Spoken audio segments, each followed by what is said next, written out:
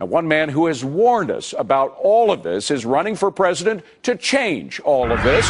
And he joins us now. That is Congressman Ron Paul.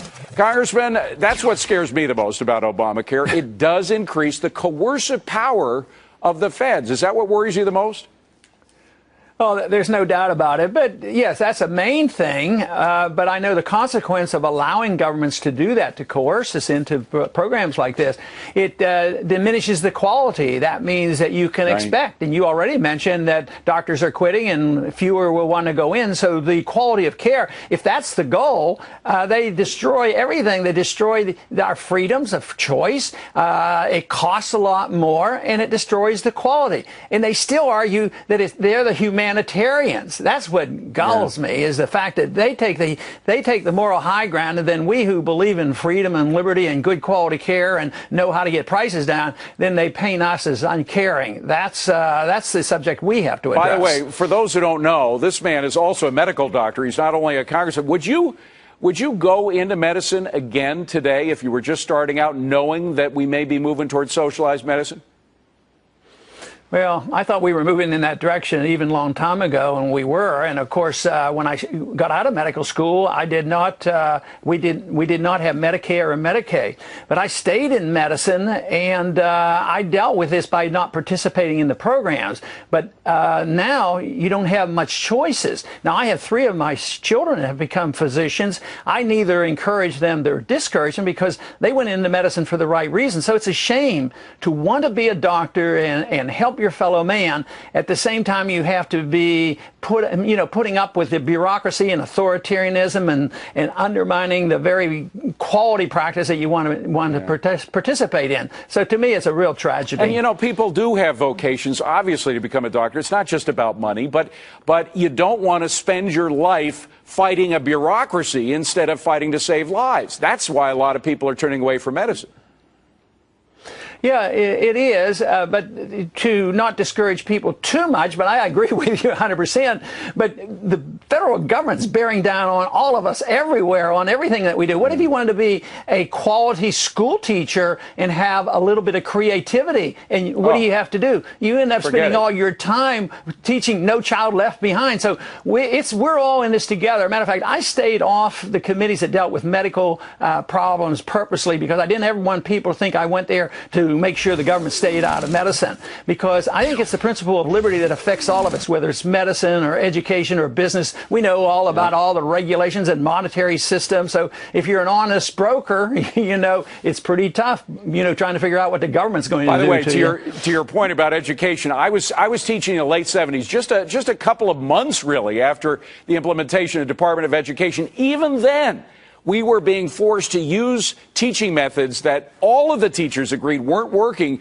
but we had to use them just so that we could get the federal grants from the Department of Education. So even way back 30 years ago, Department of Ed was standing in the way of good education instead of helping. Okay, let's talk about some of the coercive powers that the government now has and how we might change it, how you might change it, or how you would like to change it if you become president. First of all, the IRS. I'm for getting rid of the whole damned institution. What about you? I'm with you, and I have something I've introduced over the many years. It's called the Liberty Amendment. And it gets rid of the 16th Amendment, gets rid of the IRS, but it also prohibits after 3 years, the federal government can't participate in anything that is designed for the private sector to take care of, and it's not authorized in the Constitution. Because you can't really expect to solve our problem of the IRS and heavy taxation unless we change the appetite of the people for big government. Yeah. The big argument now is how many people want entitlements and how many people want to quit paying for the entitlements. And right now, there's still a lot of people who are lining up for their entitlements, and they think they have entitlements now are considered rights by nearly half of the people. So let me just make sure I understand you. So you're saying before we put forth getting rid of the IRS, we have to convince the American public, those who have become accustomed to government help, that they shouldn't get government help?